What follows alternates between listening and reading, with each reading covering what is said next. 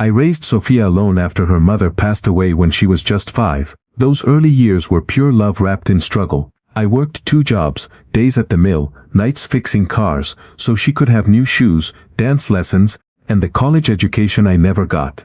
Every birthday, every Christmas, every scraped knee, I was there. "You're my whole world, Papa," she used to whisper while hugging me tight, but money changed her. After college, she married a slick businessman named Derek. Suddenly, our quiet life in Willow Creek wasn't good enough. She wanted bigger houses, fancier cars, vacations in places I couldn't pronounce. I gave her everything I had. Sold my late wife's jewelry, cashed out my pension early, even signed over the deed to our family home so she and Derek could start fresh. For a while, it felt good. Sophia visited sometimes, bringing expensive coffee and quick hugs, but then the visits stopped. Phone calls became shorter. The last time I saw her before that horrible day, she complained about how the old house needed too many repairs. Then came the morning that shattered me. I woke up to pounding on the door. Sophia and Derek stood there with papers. "Sign here, Dad. It's for your own good," she said coldly. Before I could understand, they had me declared unfit to manage my affairs, the house, the savings, the old truck. Everything transferred to her name. All my years of love reduced to a single envelope. "Here's $52. Sophia said, shoving the cash into my coat pocket like I was a stranger begging on the street. "That should get you to the shelter in town. Don't come back, Dad. You're a burden now." The door slammed. I stood there in shock, the $52 feeling like fire in my pocket. My legs gave out. I sat on the porch steps as rain soaked through my clothes, replaying every sacrifice in my mind. How could the little girl who once cried when I left for work do this to me? I had nowhere to go. No other family friends had passed or moved away. With shaking hands, I picked up my small duffel bag, the only thing they let me take, and started walking down the muddy road. Each step echoed with betrayal. My heart felt heavier than the storm clouds above. By evening, I reached the edge of town, soaked and exhausted. A kind stranger at a gas station gave me a ride partway, but I still ended up sleeping under a bridge that night, clutching that $52 like it was my last tie to dignity. I whispered prayers into the darkness. Why, Sophia? What did I do wrong? Little did I know, fate was already steering me toward the one place that would change everything, the abandoned cabin deep in the woods. The next few days blurred into a nightmare of survival. With only $52, I bought cheap bread, water, and a bus ticket as far as it would take me, about 30 miles toward the old family hunting grounds. I remembered the woods from my younger days. My grandfather had built a small cabin there back in the 1950s. It was abandoned after he passed, left to rot among the pines. Maybe I could shelter there for a night or two. Memories flooded me as I walked the overgrown trail. I used to take Sophia there when she was little. We'd fish in the stream, roast marshmallows, and she'd fall asleep in my arms under the stars. "Papa, tell me about the treasure under the floor," she'd giggle. I always laughed it off as a silly story my grandfather told to keep kids entertained. "There's gold beneath the cabin, boy," Grandpa would wink at me, "but only for those with pure hearts." I dismissed it then. Now those words haunted me. My body ached. Arthritis flared in my knees from the cold nights. Hunger gnawed constantly. I thought of calling Sophia, begging her to let me come back, but pride, and the memory of her cruel eyes, stopped me. Instead, I talked to the trees like an old fool. I gave her everything. Was it all for nothing? On the 3rd day, I found the cabin. It was worse than I remembered, roof half caved in, windows broken, vines choking the walls. But it had 4 walls and a mostly intact floor. I cleared a corner, spread my thin blanket, and cried myself to sleep, whispering my late wife's name for comfort. The next morning brought more pain. I found old newspapers in the corner, some from decades ago. One headline caught my eye: "Local mill worker strikes it rich in hidden vein." It was about my grandfather. He had discovered a small gold deposit while digging the cabin's foundation but kept it secret, mining it slowly over years. The paper said he died before telling anyone the exact location. My hands trembled as I read. Could it be true? The old stories weren't just tales? Exhaustion and despair made me doubt myself. I was just a broken old man with $52 and a ruined life. Sophia had taken everything else. What good was a fairy tale now? I spent the day foraging for berries and trying to fix a small part of the roof with fallen branches. Every creak of the old wood reminded me of lost time. Nights were the hardest, memories of Sophia's childhood laughter mixed with the slam of that final door. I wondered if she ever thought of me sleeping rough while she enjoyed my house. But something kept me from leaving the cabin. A quiet voice, maybe Grandpa's spirit or just desperation, told me to stay, to dig, to hope. On the 5th night, a fierce storm hit. Lightning cracked the sky, and thunder shook the cabin walls. Water poured through the holes in the roof. I moved my things to the center of the room, but the floorboards groaned ominously. One particularly loud crack made me jump back just as a section of the floor collapsed. Heart pounding, I grabbed a broken plank and poked around. Beneath the splintered wood was dirt, and something metal glinting in the flashlight beam from my dying phone. I worked through the night, ignoring the pain in my back and hands.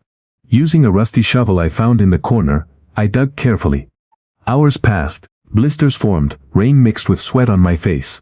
By dawn, I had uncovered a small metal box, sealed tight, wrapped in oilcloth. My fingers shook as I pried it open. Inside were old documents, a leather journal, and small pouches of gold nuggets and coins.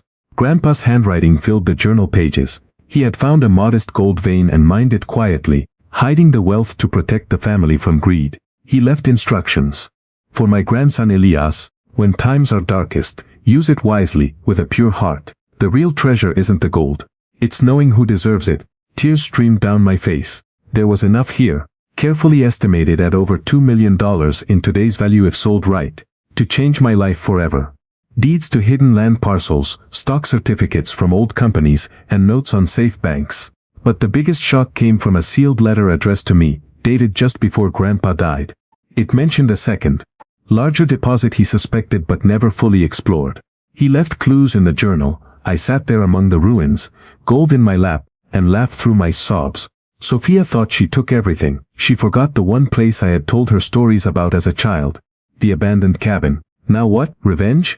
Confront her? Or disappear and start over? I spent the next days carefully documenting everything, hiding the box again, and planning. My mind cleared, the despair lifted. I wasn't just an old man anymore. I was a survivor with a second chance. Word travels fast in small towns. I cleaned myself up using a stream and old supplies, then walked into town with a few small nuggets. I sold them discreetly to an honest jeweler who remembered my grandfather. With real money in my pocket, I got a room, new clothes, and hired a lawyer. The confrontation happened 2 weeks later. I stood on the porch of my old house, now hers, knocking firmly. Sophia opened the door, her face paling when she saw me looking healthy, clean and determined. "Dad, how? What do you want?" she stammered. Derek hovered behind her, looking nervous. I didn't yell. I spoke calmly, voice steady, from years of quiet strength. "You took everything, Sophia. Kicked me out with $52, but you forgot the cabin." Grandpa's cabin. Her eyes widened. She remembered the childhood stories. That was just make-believe. I showed her photos on my new phone, the box, the gold, the journal. Not everything, just enough. It was real, and now it's mine. The lawyer has copies of everything. The house transfer? We're contesting it. The banks are already freezing accounts until ownership is clarified. Sophia's face crumpled. For the first time in years, I saw the little girl again. Scared and regretful. "Dad, we were struggling with debts," Derek said. "Enough," I interrupted gently but firmly. "I loved you more than life itself. I would have given you anything if you asked. Instead, you threw me away." Derek tried to argue, but my lawyer's letters shut him down quickly. The court process began. Public opinion in Willow Creek turned fast once the story spread. People who remembered me working 2 jobs for my daughter rallied around. Sophia showed up at my temporary room one evening, crying. "I'm sorry, Papa. I got lost in the money. Please forgive me." I looked at her for a long time. Part of me wanted to slam the door like she had, but Grandpa's words echoed, "Pure heart." I didn't give her the full fortune, but I offered help, therapy, a chance to rebuild trust slowly, and enough support to get back on her feet if she proved herself. Some wounds heal slower than others. Today, the cabin stands repaired, a symbol of resilience. I turned part of the gold into a foundation for local families in need. Kids who need dance lessons or college funds, just like I gave Sophia. The larger deposit Grandpa hinted at? We found it together. Sophia and I, after months of careful work and counseling. It wasn't massive, but enough to secure my future and hers if she stayed humble. I narrate this story now from the porch of a new modest home near the woods. The old house? Sophia lives there still, but with my name on the deed as co-owner. Trust is rebuilding, one honest conversation at a time. To everyone listening, family is precious. Don't let greed blind you to the people who gave you life. And never underestimate what lies beneath the surface of an abandoned cabin or a broken heart. If you're facing betrayal, hold on. Keep walking. Your hidden strength, your forgotten cabin, might be closer than you think. Months after our uneasy reconciliation, the real test came. I had moved into a cozy cabin-style home I built near the original abandoned one, using part of the gold wisely. Sophia visited every weekend at first, bringing groceries and tentative smiles. But old habits die hard. Derek's debts were deeper than she admitted. One stormy evening, she showed up alone, eyes red from crying. "Papa, the bank is threatening to take the house again," she whispered. Derek, he gambled more than I knew. Anger flared inside me, the same fire I felt on that rainy porch with $52 in my pocket. I could have said, "I told you so." I could have walked away. Instead, I made tea like I did when she was a child with nightmares. "Sit down, Sophia. Let's talk like family." That night, she opened up fully. The pressure of keeping up appearances, the fear of losing status, the guilt that ate at her every time she drove past the bridge where I once slept. I shared my side too. The lonely nights, the physical pain, the moment I found Grandpa's box and realized love had never truly left me. We cried together under the same roof for the first time in years.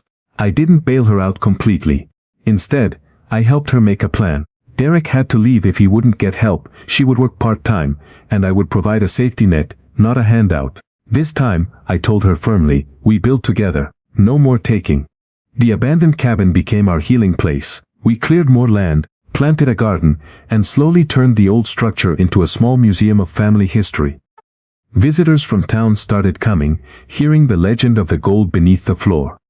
Every story shared strengthened the bond between us. But not everyone was happy.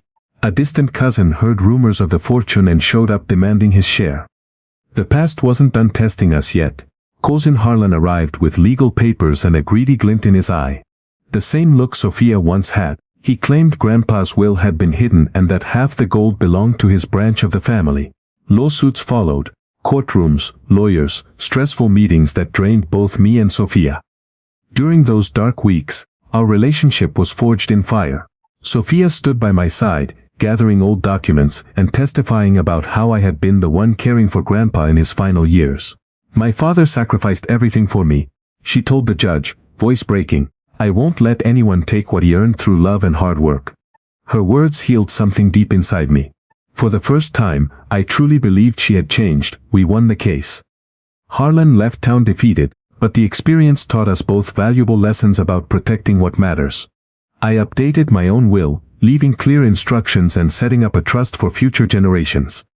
Not just money, but values of hard work, compassion, and humility. In the quiet after the victory, Sophia and I returned to the cabin at sunset. We sat on the repaired porch watching fireflies dance. "I was blind, Papa," she said softly. $52 was all I left you, but you found a treasure worth millions, in more ways than one." I squeezed her hand. The real treasure was getting my daughter back. A year later, joy returned in the form of tiny footsteps. Sophia divorced Derek and met a kind man named Marcus through her part-time job at the community center. He was a teacher with a gentle heart and no interest in our family's gold.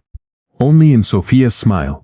Their wedding was simple, held near the cabin with wildflowers and string lights. I walked her down the aisle, heart full. 9 months after that, my granddaughter Lily was born.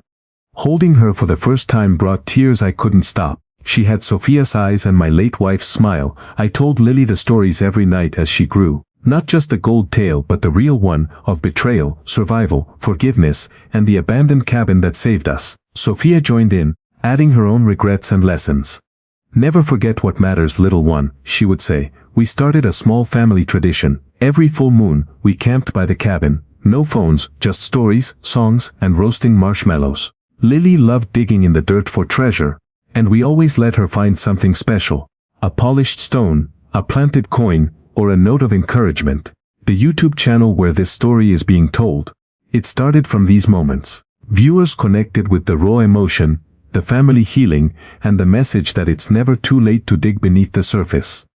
With the fortune secured, I poured my energy into the community. We established the Hawthorne Legacy Fund, scholarships for kids from struggling families, repairs for the old mill, and a free counseling center for families torn apart by money issues. Sophia became the fund's director. using her past mistakes to help others avoid the same path. Watching her guide young parents through tough decisions filled me with pride. I thought I'd lost forever. But age catches everyone. My health began to fade. Heart issues from those cold nights under the bridge. Doctors warned me to slow down. Sophia moved closer, helping without taking over. Marcus and Lily brought laughter into my days. One difficult evening in the hospital, I called Sophia to my bedside. "If I go," I said, "promise me you'll keep the cabin alive, not for the gold but for the memories." She held my hand tightly. "I promise, Papa, and you're not going anywhere yet. We still have stories to tell." I recovered, but the scare reminded us all that time is precious. We recorded hours of family videos, me sharing life lessons, Sophia apologizing on camera, Lily singing old lullabies. These became the most emotional videos on the channel, touching millions who shared their own broken family stories in the comments. Today, at 75, I sit on the porch of the fully restored cabin. Lily, now 4, plays at my feet with a toy shovel. Sophia and Marcus laugh nearby, preparing a family meal. The gold is mostly gone, turned into lives changed, educations funded, and healing started. But the real wealth? It's right here. The $52 that once felt like hers became the catalyst for everything beautiful that followed. My daughter didn't just come back. She grew into a better woman. I found strength I never knew I had. And together, we proved that even the deepest betrayals can lead to the greatest redemptions. To everyone watching, if someone you love has hurt you deeply, remember the abandoned cabin. Dig beneath the pain. Sometimes the greatest treasures are the relationships we thought were lost forever. Time moved gently for a few beautiful years. Lily grew into a bright, curious 8-year-old with her mother's determination and my stubborn heart. But children grow up fast, and new challenges arrived with her. One afternoon she came home from school crying. Some kids had teased her about our family's old cabin stories, calling them lies and saying her grandpa was just a poor old man who got lucky. Sophia was furious, ready to storm the school. Instead, I took Lily's hand and walked with her to the cabin after dinner. We sat on the same porch where I once cried with $52 in my pocket. "Sweetheart," I said softly, "not everyone understands real treasure. Let me show you something." I led her to the spot where I had first dug years ago. Not for gold this time, but for perspective. We planted a time capsule together, letters from each of us, photos, a small gold coin from Grandpa's box, and a note explaining the true meaning of family. "When people doubt you," I told her, "remember what's buried here. Not money, love and truth." That experience became a turning point. Lily started sharing our family story at school with confidence. Her teacher invited me to speak to the class. Watching my granddaughter beam with pride as I told the story, keeping it age appropriate. Healed old wounds I didn't know still lingered. Sophia joined me, bravely sharing how she had made mistakes and learned from them. The children listened wide-eyed. Several parents later thanked us, saying it opened conversations at home.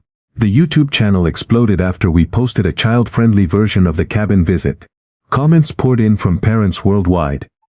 "This is the story my kids needed, and thank you for showing it's okay to mess up and fix it." Just as life felt steady, a real storm tested us again. This time literally. A massive hurricane swept through Willow Creek. The new house was safe, but the old cabin took heavy damage. Trees fell across the roof, the garden flooded, and part of the foundation where the gold was originally found cracked open. In the chaos of cleanup, Sophia and I worked side by side for days, muddy and exhausted. Lily helped too, carrying small branches. During one break, Sophia found an old, water-damaged journal page that had slipped deeper into the earth years ago. It was another letter from Grandpa, written to me on his deathbed but never delivered. In it, he confessed his biggest fear, that wealth would divide the family instead of uniting it. "Choose people over gold every time, Elias," he wrote. "I hid it not to make you rich, but to give you a second chance when life tried to break you." Reading those words while the cabin creaked around us felt like Grandpa was still guiding us. We decided not to fully repair the cabin as a luxury home. Instead, we turned it into a community refuge, a place for families in crisis to stay temporarily. With strict rules about honesty and hard work, the project brought new meaning. Volunteers showed up. Local businesses donated supplies. Sophia led the initiative with grace, proving daily that she had truly changed. Watching her help a young single mother who reminded me of my younger self filled my heart with peace. I never thought possible. By my 80th birthday, my steps were slower and my hands trembled more, But my mind remained sharp. I spent quiet mornings on the cabin porch, writing down the full unfiltered story, the pain, the anger, the $52 moment, the discovery, the long road to forgiveness. These writings became the backbone of our channel's most powerful series yet. Sophia sat with me many evenings, asking questions she once avoided. "Did you ever hate me, Papa?" she asked one night, voice small. I thought carefully. For a while, yes. The hurt was deep. But hate is heavy, and I chose to put it down. Forgiving you gave me freedom, not just for you, but for me. Those honest talks strengthened us further.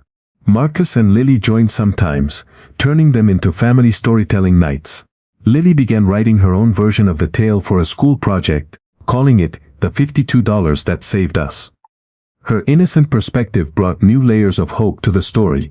The channel now reached hundreds of thousands of subscribers. People shared how the series helped them reconcile with estranged parents or children. We started a moderated comment section where viewers could offer support to each other. It became more than entertainment. It became a community of healing. One golden autumn, Lily, now 12, asked for a real adventure. "Grandpa, let's do one more dig at the cabin. Not for money, for memories." We made it a family event. With proper tools and careful planning, we explored areas we had never touched before. We didn't find more gold, but we uncovered something better. Buried tin boxes with Grandpa's old tools, love letters between him and Grandma, and photographs of our ancestors. Each item told a story of resilience across generations. That day, as the sun set over the pines, I gathered everyone. "This is the real legacy," I said. "Not what's underground, but what we carry forward." Sophia hugged me tightly. "Thank you for never giving up on me, Papa, even when I gave you every reason to." Lily recorded the moment on her phone and later edited it into a beautiful video for the channel. It became our most watched upload ever. Millions of views, thousands of healing comments. Viewers said things like, "I called my dad after watching this and this restored my faith in family. Today, I am 82. The cabin stands strong, a beacon for anyone who feels kicked out and forgotten. My health is fragile, but my spirit is full." Sophia runs the family foundation with wisdom and compassion. Lily is growing into a kind, strong young woman who knows the value of both money and love. Marcus remains the steady partner we all needed. If this is one of my last stories, let it be this. No matter how dark the night or how deep the betrayal, there is always something beneath the surface waiting to be discovered. A second chance, a hidden strength, a way back to each other. I start at $52 and a broken heart.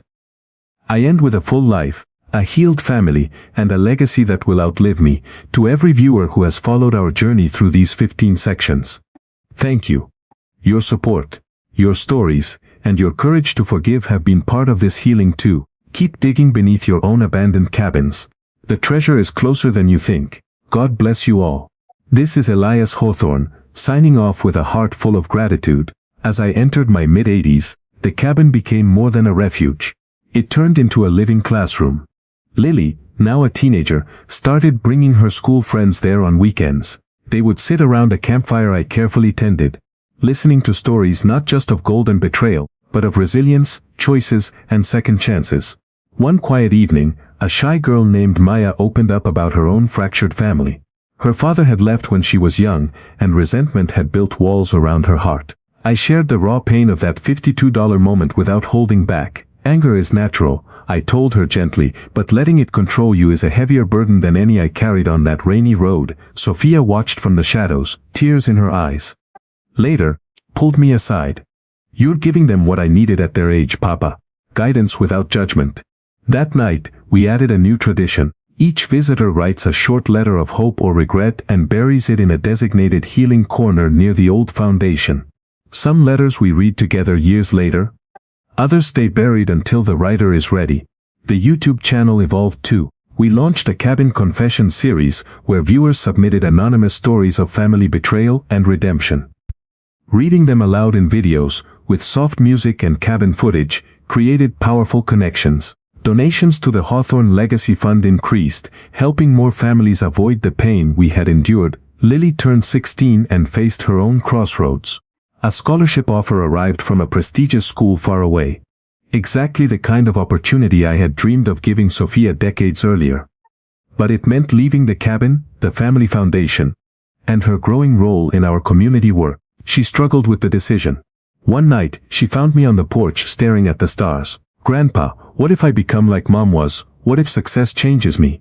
I took her hands in mine, my voice steady despite my age. "Success doesn't change you, Lily. It reveals you. Your mother forgot her roots for a while, but she found her way back. You already know the story of the $52. Carry it with you. Not as fear, but as a compass." Sophia joined the conversation, sharing her deepest regrets openly. Together, we helped Lily see that leaving didn't mean abandoning family. She chose to accept the scholarship but promised regular returns to the cabin. Her first video update from campus, filmed with tears as she visited a local shelter, went viral. Thousands of young viewers commented that her honesty inspired them to stay grounded. Watching my granddaughter thrive while staying true to our values brought me a profound sense of completion. Health challenges returned stronger. A fall at the cabin left me with a broken hip that healed slowly. During recovery, Sophia moved in temporarily, caring for me with the tenderness I once showed her as a child. Those months were some of the most precious. We talked for hours about the past, filling in every missing piece. She apologized again, not out of guilt this time, but from a place of deep understanding. "Kicking you out with $52 was the worst mistake of my life. But it led us here, to real healing." I forgave her fully, without reservation. We both learned, "Daughter, that's what matters." The channel continued growing through this period. Viewers sent cards, prayers, and stories that lifted my spirits. One particularly moving message came from a man in his 70s who reconciled with his son after watching our series. He visited the cabin later, and we sat together like old friends, two survivors sharing wisdom. The community refuge at the cabin expanded with volunteer help, housing several families during tough times. Each success story reinforced that our pain had purpose.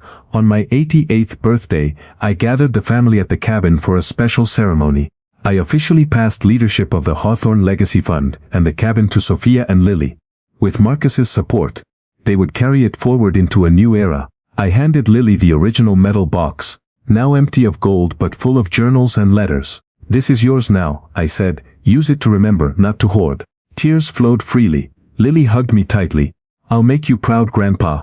The cabin will always be a place where broken hearts find treasure." Sophia spoke next, her voice strong. "Dad gave me everything when I was young, and I threw it away. Then he gave me the greatest gift, forgiveness and a second chance. This work is how I honor that." We released lanterns into the night sky, each one carrying a written wish for future generations. The YouTube live stream of the event reached record numbers, with comments pouring in from around the world. Families healing, parents apologizing, children reaching out. I sit here today on the cabin porch as the sun sets one more time, wrapped in a blanket Lily knitted for me. The woods are quiet, the foundation solid, and my heart is at peace. From being kicked out with $52 to building a legacy that touches thousands, the journey has been more than I could have dreamed. Sophia visits daily, her laughter echoing the joy of the little girl I once knew. Lily brings friends and new ideas, keeping the cabin alive with youthful energy. The channel continues inspiring people to dig beneath their own pain for hidden blessings. If these 20 sections have taught you anything, let it be this. Family can wound you deeper than anyone, but it can also heal you like nothing else. Never stop believing in redemption. Never stop digging, and when life gives you $52 and a slammed door, remember there might be gold, or something far more valuable, waiting beneath the abandoned cabin. Even after I thought the story had reached its peaceful close, life had more chapters to write. At 89, my days grew quieter, but the cabin's light shone brighter than ever. Lily, now in college studying social work, brought a new group of friends during summer break. Young people from broken homes who needed exactly what our family had rebuilt. One young man named Jamal reminded me so much of my younger self, hardworking, betrayed by family, and carrying heavy anger. We sat together on the porch for hours. I told him the unvarnished truth about the $52 day, the freezing nights under the bridge, and the moment the floorboards gave way to reveal Grandpa's box. "Pain doesn't define you," I said. "What you do after it does." Jamal's transformation became part of our living legacy. He stayed at the cabin refuge for 2 months, helped with repairs, and left with a scholarship from the Hawthorne Fund and a heart ready to forgive his own father. Sophia and Lily filmed his goodbye video, which became one of the channel's most commented episodes. Viewers wrote that watching real change happen on screen gave them courage to try reconciliation in their own lives. The cabin was no longer just ours. It belonged to everyone who needed it. As my health gently declined, a beautiful surprise arrived. An old friend from my mill days, widow Margaret, re-entered my life. We had known each other decades ago, before Sophia was born. She visited the cabin after seeing our videos and stayed for tea that turned into daily conversations. Our gentle romance bloomed slowly, like wildflowers after rain. Margaret understood loss and second chances. We walked the forest trails arm in arm, sharing stories of our younger years. Sophia and Lily welcomed her with open hearts, seeing how she brought extra light into my final seasons. One crisp autumn day, we held a small ceremony at the cabin, not a wedding, but a promise of companionship. Lily read a passage from Grandpa's old journal. Sophia hugged us both, whispering, "You deserve this happiness, Papa." After everything, the channel audience celebrated with us. Comments overflowed with joy and hope. It's never too late for love, and this healed my heart about aging and family. Margaret became a beloved voice in some videos, adding her wisdom about forgiveness across generations. For my 90th birthday, the family organized something extraordinary. People whose lives had been touched by the cabin, former residents of the refuge, scholarship recipients, viewers who had reconciled after watching, gathered in the clearing around the old structure. Dozens came, some from hundreds of miles away. I sat in a comfortable chair as stories poured out. A mother who had almost lost her children to bitterness. A son who forgave his father after hearing about the $52. Each tale wove back to our family's journey from betrayal to blessing. Sophia stood and spoke with pride. My father could have stayed bitter. Instead, he chose love. This gathering is proof that one man's pain can heal hundreds. Lily presented me with a beautiful handmade book filled with letters and drawings from the community. As the sun set, we lit lanterns again, this time hundreds of them rising into the sky like stars returning home. The live-streamed event broke all our previous records, spreading the message of redemption worldwide. In my quieter days, I spent hours on the cabin porch with family and visitors, offering whatever wisdom I had left. My voice grew softer, but the words carried more weight to a struggling young parent. Money comes and goes. The way you treat your children echoes forever. Don't make my daughter's mistake, or mine in not speaking up sooner. To Lily during one of her college breaks, keep the cabin honest. It's not about gold anymore, it's about hearts. Sophia recorded many of these conversations for the channel. The Porch Wisdom series became a comforting presence for older viewers facing health issues and younger ones seeking guidance. One video, where I openly discussed approaching the end with peace, helped countless people talk to their aging parents. Margaret sat beside me through it all, holding my hand.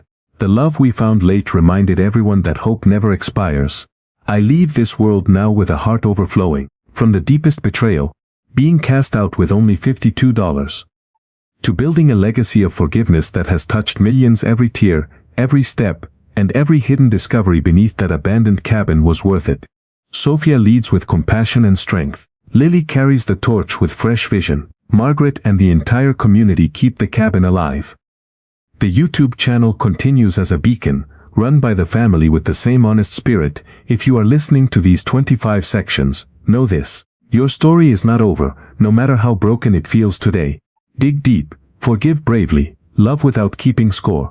The greatest treasures are rarely what we expect. They are the relationships we save and the lives we change. Thank you for being part of the Hawthorne journey. Tell your own stories, build your own cabins of healing, and remember me whenever you see an old porch, a family hug, or a lantern rising into the night. This is Elias Hawthorne. Father, grandfather, survivor, and believer.